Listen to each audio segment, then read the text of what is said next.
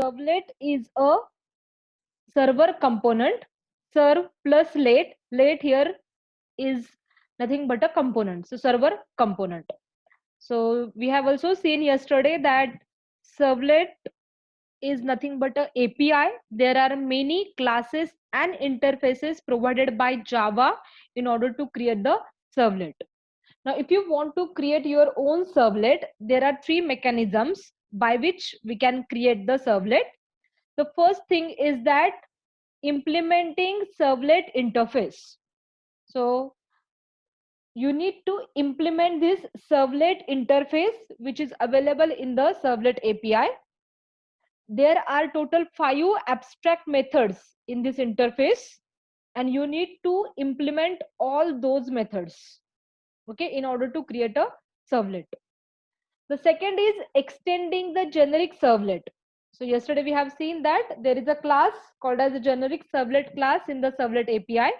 So you can extend the generic servlet class and you can create your own servlet.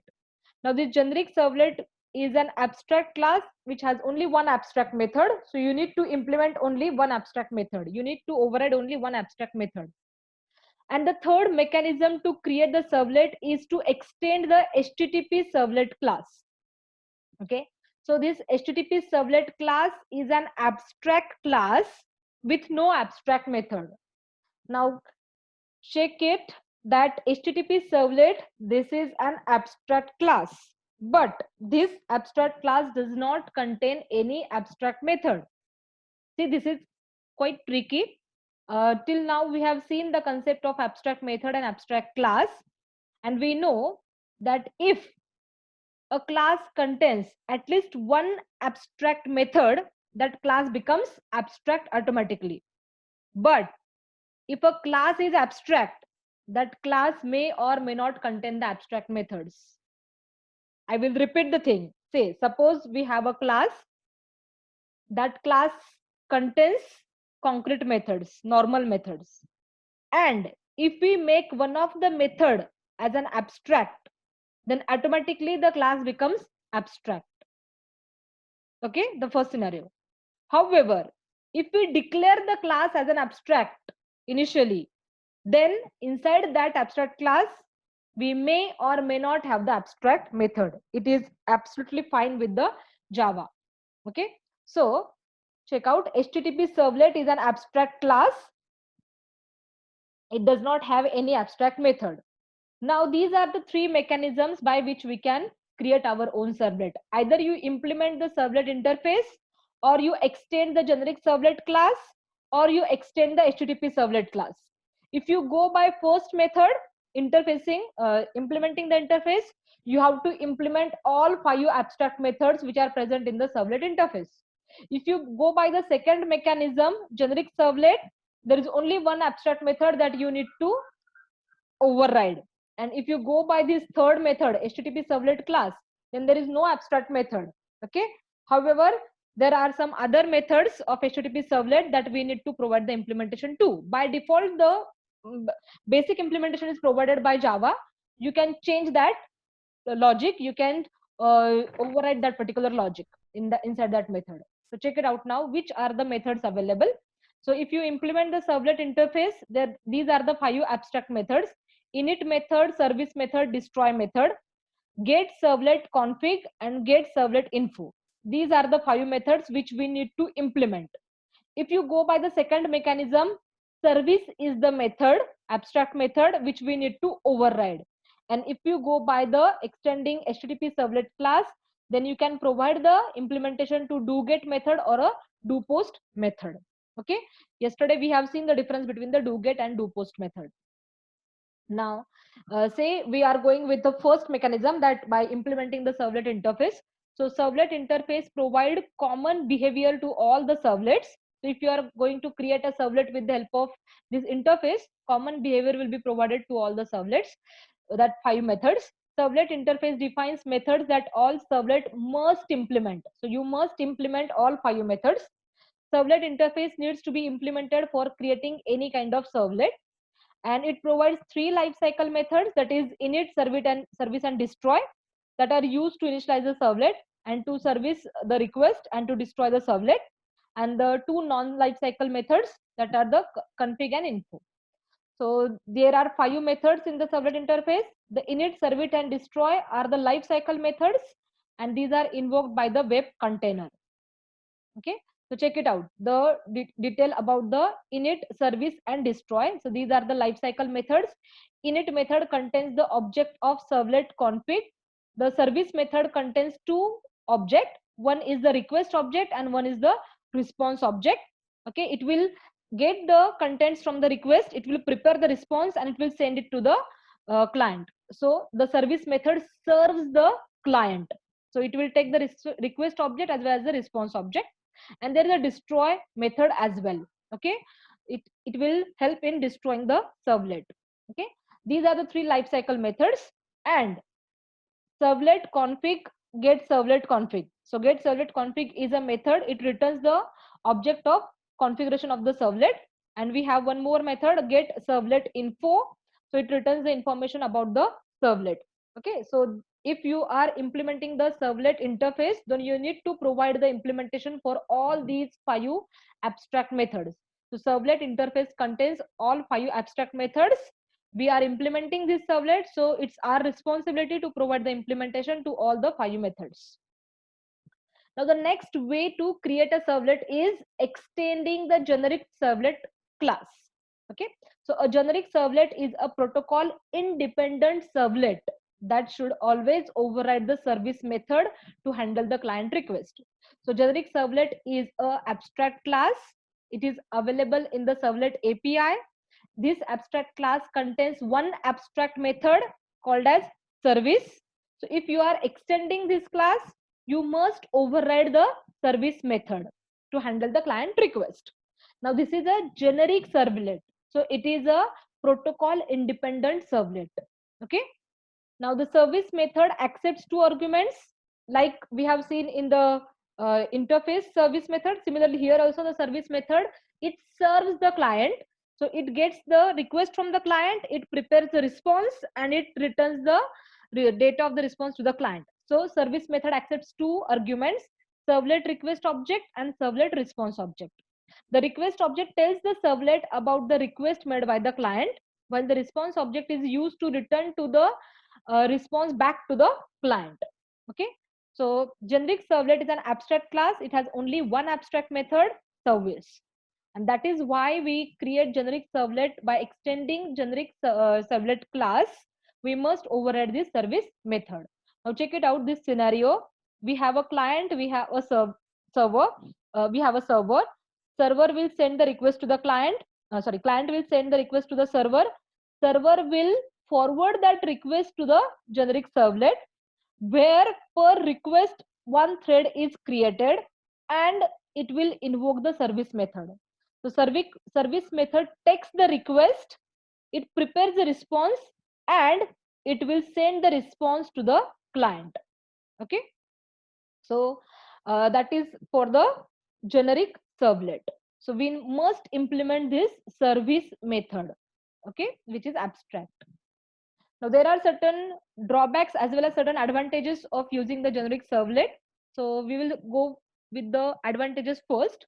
So generic servlet is easier to write as compared to your servlet interface, because there in the servlet interface there are 5 methods that we need to implement. Here we have only one method, service method, that we need to override. It has a simple lifecycle methods. The basic code is already provided, lifecycle for the lifecycle methods. To write the generic servlet, you just need to extend the java x.servlet.generic servlet package, and we need to override the service method. Okay, these are the advantages.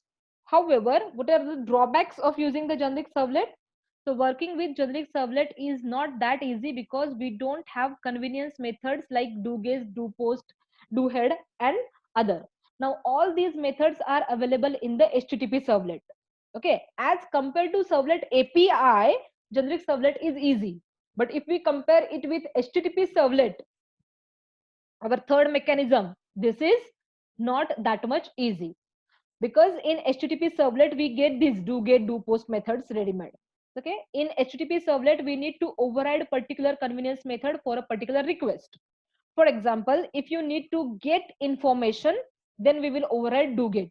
And if we want to send information to the server, we are going to override do post. Okay, so in case of third mechanism of extending HTTP servlet, HTTP servlet class is there, and it has specific methods for specific purpose.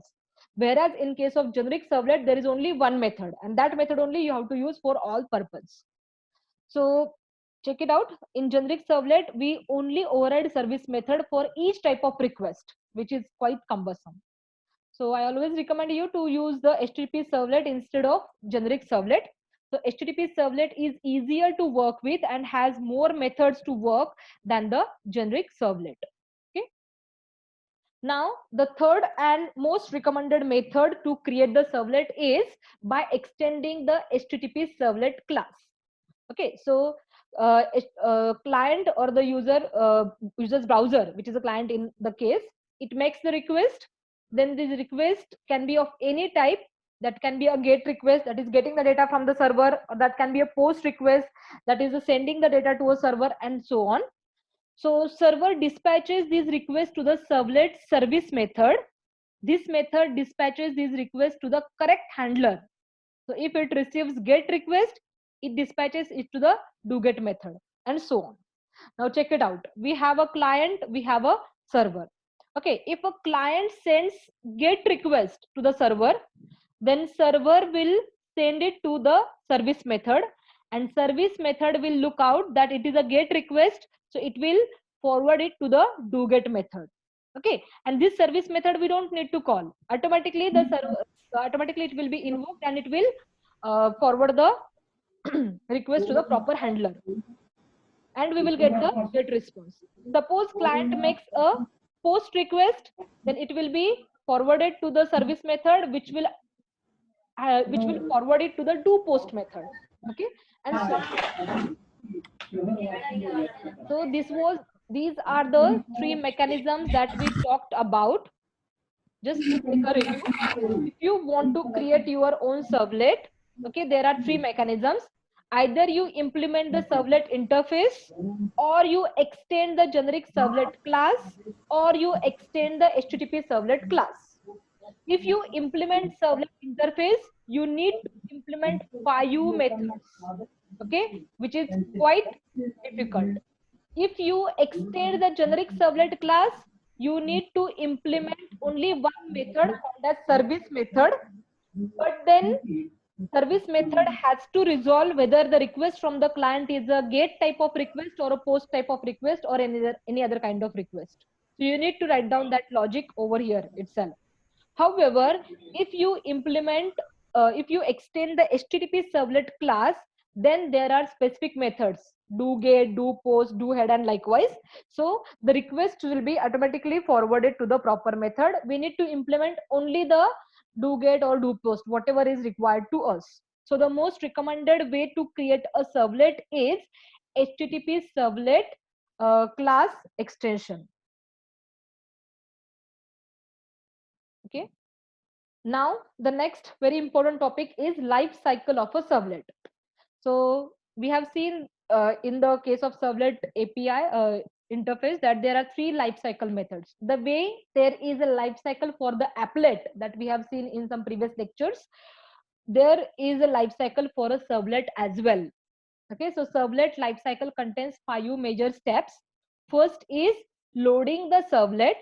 The second is creating the instance of a servlet. Third is invoking the init method only one time. Next is invoking the service method multiple times for each client request. And lastly, invoking the destroy method. So these are the 5 steps of a life cycle of a servlet. Load the servlet, create the instance, create the object of the servlet, invoke init, init, service, and destroy method. So we'll see one by one. The step one is loading the servlet. So when the web server, for example, our Apache Tomcat, we are using Apache Tomcat. So when the web server starts, the servlet container deploy and load all the servlets which are available. Okay.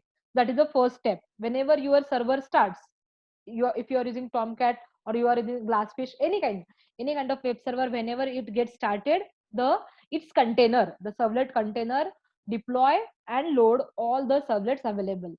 Now second step is creating the instance of the servlet. So all servlets are loaded. The second step is you need to create the instances of those servlets. So once all the servlet classes are loaded, the servlet container creates instances of each servlet class. Okay. The servlet container creates only one instance per servlet class. Okay. Whatever the number of servlet classes are there, per class, one servlet object or one servlet instance will be created by the servlet container. And all the requests to that particular servlet are executed on the same servlet instance. Okay. Now afterwards, once the object of that servlet class is created, whatever requests are made on that particular servlet class, all will be fulfilled with the help of the same instance. Okay, same object. After creating the instances, then the third step is invoke the init method. Now init, service and destroy, these are the three important methods. So once all servlet classes are instantiated, once the object for all servlet classes has been created, then the init method is invoked for each instantiated servlet. Okay, after that, init method on each instance of the servlet is invoked. This method initializes the servlet. There are certain init parameters that you can specify in the deployment descriptor, that is web.xml file. We are going to see this particular deployment descriptor or web.xml file at the time of practicals. It is very, very important. So for example, if a servlet has value greater than 0, then its init method is immediately invoked during the web container startup. That means its object has been instantiated, created, and immediately the init method will be invoked. Okay, and check it out, in init method will be invoked only for one time for that instance. Okay, now the second is the fourth step is the service method. Okay, so each time the web server receives a request from the servlet, for a servlet, it spawns a new thread that calls the service method. So for example, HTTP servlet is a servlet. Okay, and already its instance has been created by the servlet container. Now whenever the client sends a request which is for the HTTP servlet, okay, what will happen? Server will spawn a new thread. Server will create a new thread. Suppose there are 10 clients and 10 clients are sending HTTP request. Okay, then for each request, because all the requests are for the HTTP, okay, HTTP servlet. So for each request made by the client, the server creates one thread. Okay, the server invokes one thread that calls the service method. So if the servlet is a generic servlet, then the request is served by the service method itself. We know this now.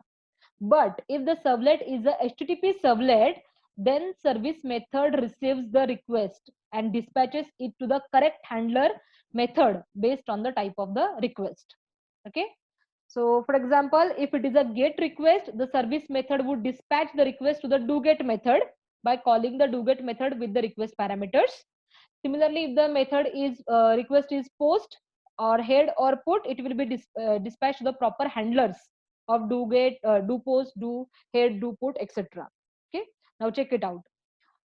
Init method will be invoked only once for each servlet instance. After that, service method will be invoked. See, client sends a request. That request will be handled by the service method. If you are using generic servlet, then service method itself will handle it and create the response and send it to the client. But if you are using the HTTP servlet, then whenever the request is received by the service method, it will dispatch that request to the proper handler depending upon the type of request. If the type of request is GET, the service method will forward that request to the doGET method. If the type of request is POST, the service method will forward it to the doPost method, and so on. There are all other options available. Okay, and once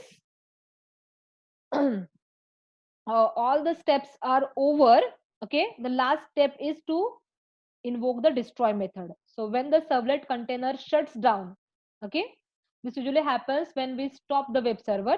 So it unloads all the servlets and calls the destroy method for each initialized servlet. Okay, so check it out. One important point: init method and destroy method, they are called only once during the life cycle. However, the service method can be called any number of times during the life cycle of a servlet. So as long as the servlet is not destroyed, for each client request the service method will be invoked. Okay, so among all other steps, only one step that execute multiple times, and that is nothing but the service method. So this is all about the life cycle of a servlet. Loading of the servlet, creating the instances, only one instance per servlet, then invoking the init method only once during the life cycle, invoking the service method multiple times, and invoking the destroy method at last. So this comprises of life cycle of the servlet. Now creating the servlet using the Eclipse and the Tomcat. Yesterday I told you to install the Apache Tomcat and configure it with the Eclipse. So I'll actually VOLP was not working, and I didn't uploaded it, but it is quite easy to, just you have to download that Apache Tomcat, a proper version, and you have to extract it. There is no need to explicitly install. So check it out. You have to download from the official website of Apache Tomcat. Okay. In my case, I have downloaded the 9.0.34 version of Tomcat. If you go to the website here, you can see various versions. Select the version Tomcat 9, and from that select for my I am using 64-bit Windows, so I have selected this version, 64-bit Windows. Okay. After that, you just have to extract the folder at the proper desired location, and then you have to go to the Eclipse. Okay, and in the at the downside of the Eclipse, you can see all these tabs. See where we can see our output. So there is a server tab. Select the server tab, right click and say new server, and you have to select the server which we have just extracted, that Tomcat version 9.0. Okay, and you just have to say you have to, in the next window, you have to browse the path where you have extracted that folder, and you have to say finish. Okay, your server, Tomcat server, Apache Tomcat server should get installed properly. However, in case if it doesn't get installed when you are trying for the first time, there can be the issues because of some adapters, and you can fix up these issues. For that purpose, you have to go to the help tab in the Eclipse, and you have to say install new software, and you have to this particular window will be open. Here you have to give the complete path of your Eclipse version, what type of version you are using. So it can be say http download eclipse.org releases, and which type of version, whether Mars or Kepler or Neo. So it depends on you. Give that path, and then go to the just check it out, this, go to the scroll bar and select web, XML, Java, OSGI enterprise development, and there you have to expand it, and you have to select JST server adapters and JST server adapter extensions, and then you have to say next, accept the whatever are the default settings, and accept the license and say finish. So it should install your Apache Tomcat server. So that is how the Apache Tomcat server needs to be installed. Now if you go to your Eclipse and if you try to search like new project, you should get dynamic web project. But if you are not getting that particular option of dynamic web project, so when you say file, when you say new project, you should get the dynamic web project option. But if you are not getting that dynamic web project option, then if it is missing in the Eclipse, then we need to install, we need to fix this particular issue. So when you want to create the JSP or servlet project in Eclipse, and if you don't find this dynamic web project option, we need to fix it, this particular problem. So for that purpose, also go to the help tab of Eclipse and say install new software, the same process, but now new contents we need to install. Say install new software. Again paste the same link, okay, http download eclipse.org releases and your version, okay, in this particular available software, whatever is the, after installing new software, whatever the window comes in the work with tab, okay, paste this link, okay, http and the eclipse version link. After that it will populate this window with different softwares, with available softwares. Okay, so what you have to do, you have to again go to the web xml and the same tab option and expand it.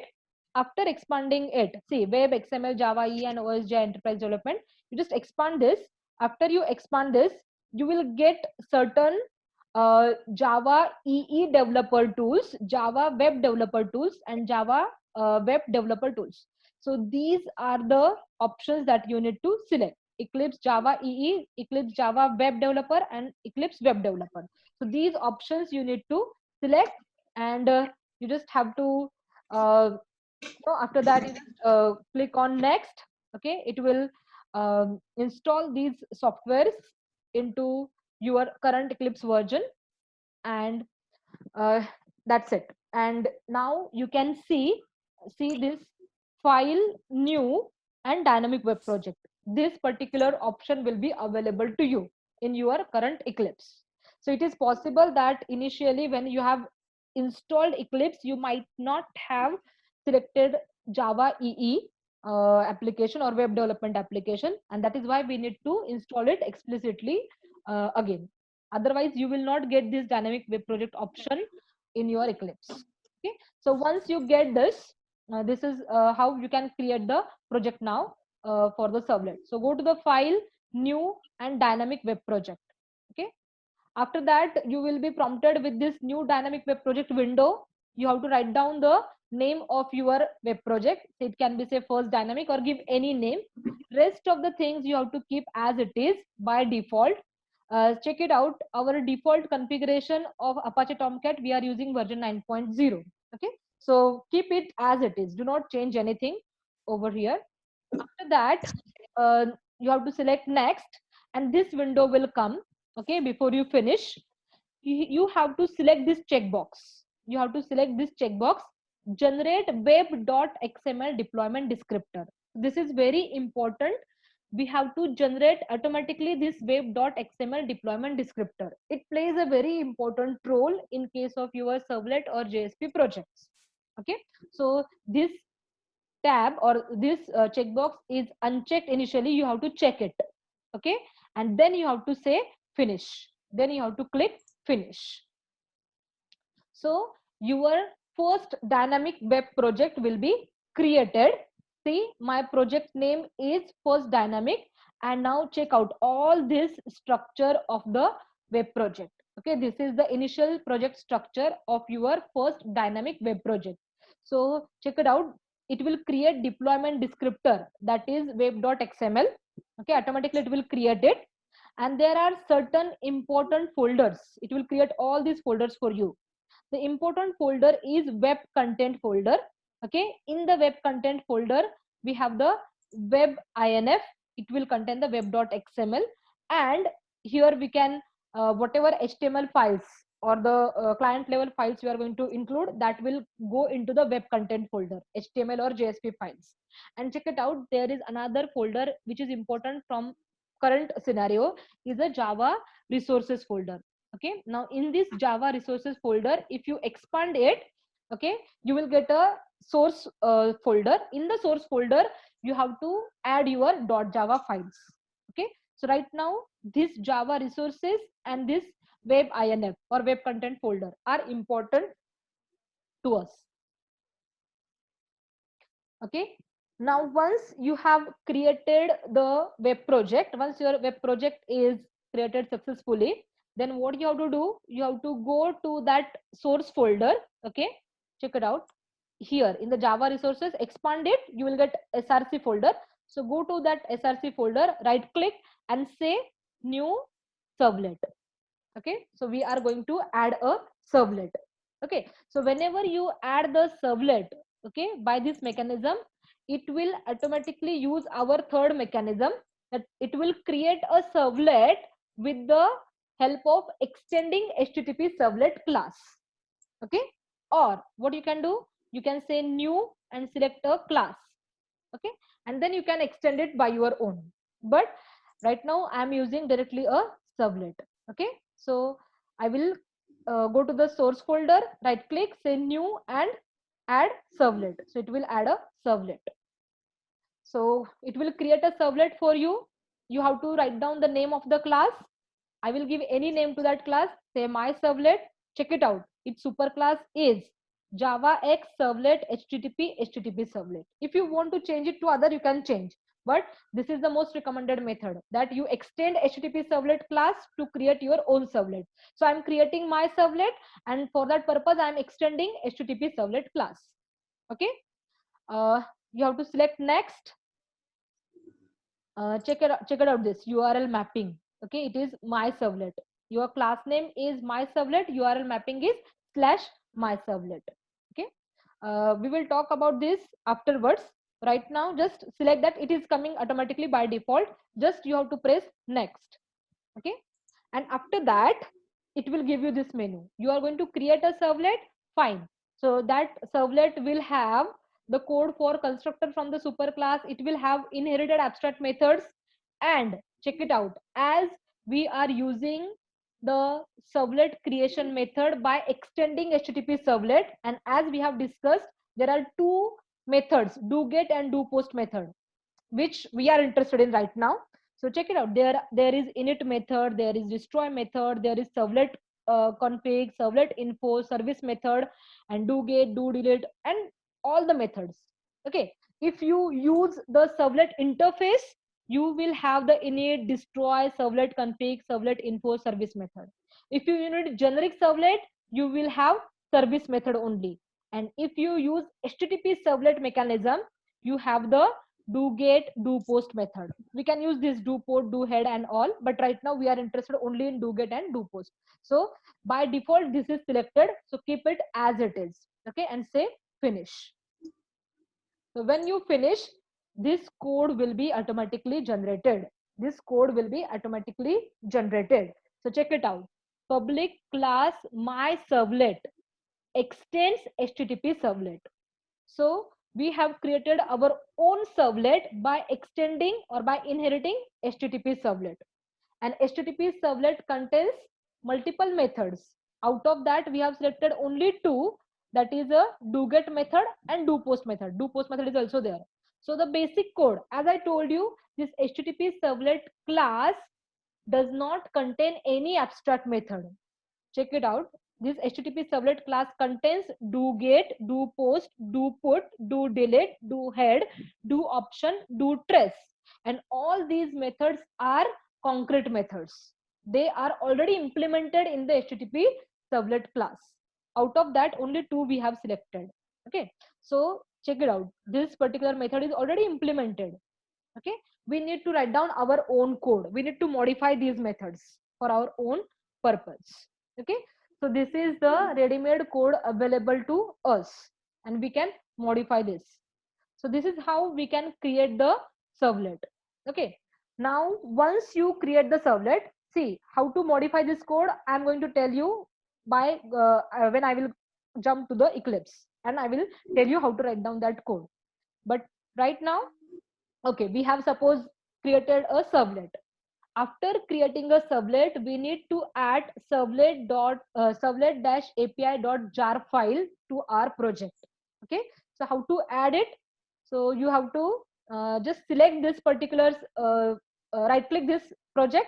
First dynamic was our project name. So right click it, say configure, say build path, say configure build path. Okay, when you say configure build path, this window will open.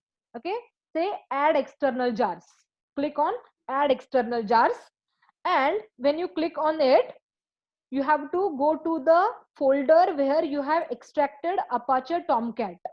Okay, see, when we have installed Apache Tomcat, or we have just downloaded and extracted Apache Tomcat, so you have to browse to the location where you have extracted the Apache Tomcat folder, go to the lib directory, and inside the lib directory select servlet-api, this jar file. Okay, select servlet.api, this jar file. Okay, now this jar file you have to select, check it out, this jar file will be added to the library servlet-api dash jar file. So in my case, I have extracted that folder at C users Priya downloads. In the downloads only I have extracted, and inside that Apache Tomcat is the server, and inside that in the lib I found this particular path. So I have used this path, I have browsed this path. Okay, next say apply and close. So we have configured the path with the external jar of Apache Tomcat. Okay, and once you have done it, okay, you just have to select your myservlet.java from the source folder. Okay, and say run as run on server, say run as run on server, and now it should give you the proper output. So this is all for creating the servlet using the Eclipse. Now let me go to the Eclipse and tell you how it is going to work. Okay, so I have created a first dynamic project as well as another project I have created, say first servlet. Okay, so how I have created this servlet, the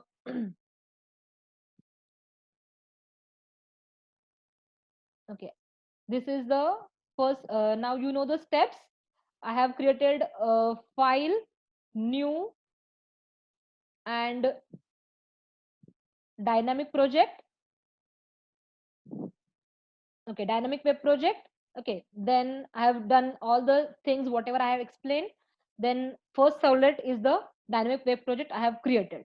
Inside the Java resources source file, I have right click and I have added a servlet. Like, right click the source file and say new servlet. Okay, now I have added a servlet, just now I explained, and I have given the name hello. Okay, so hello.java file will be created. See, it is created like this: public class hello extends HTTP servlet, and the code is ready-made generated. Okay, now right now I am interested only in doget method, so I will use only the doget method. Rest all methods, do post and all methods I have not used, because basic implementation is already provided to all the methods by HTTP servlet. I just want to modify doget, so I have kept doget only. Rest of the methods I have deleted directly. Okay, now here this code is auto generated. Response.getWriter append served at uh, request.get context path. So this is this particular code is auto generated. Now I just, this is the first servlet, I just want to print a hello message, hello servlet message. So what I will do, you have to create a print writer object. Okay, so print writer out.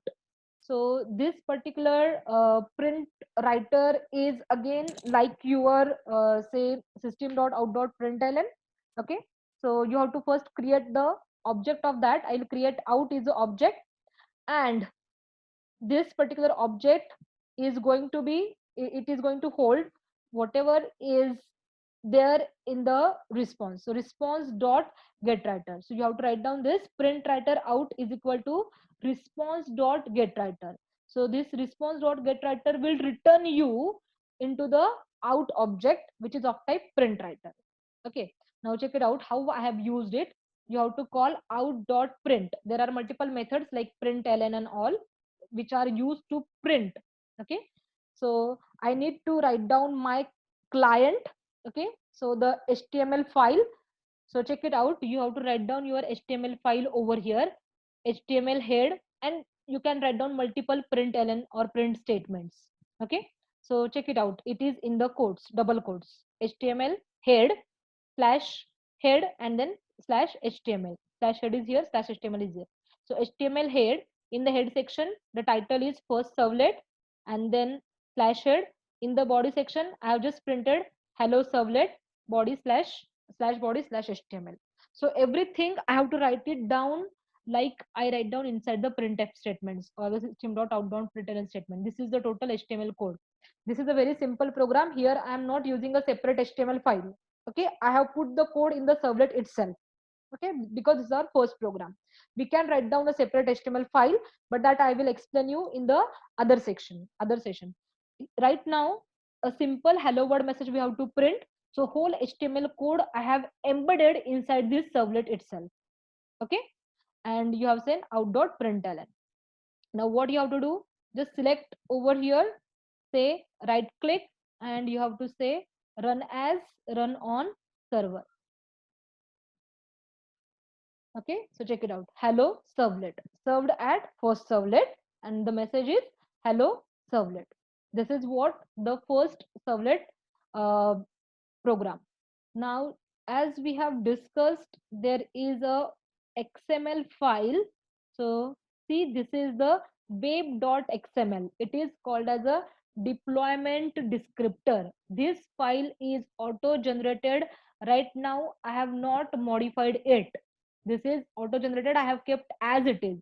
But if you are using a separate HTML file, then we need to modify this.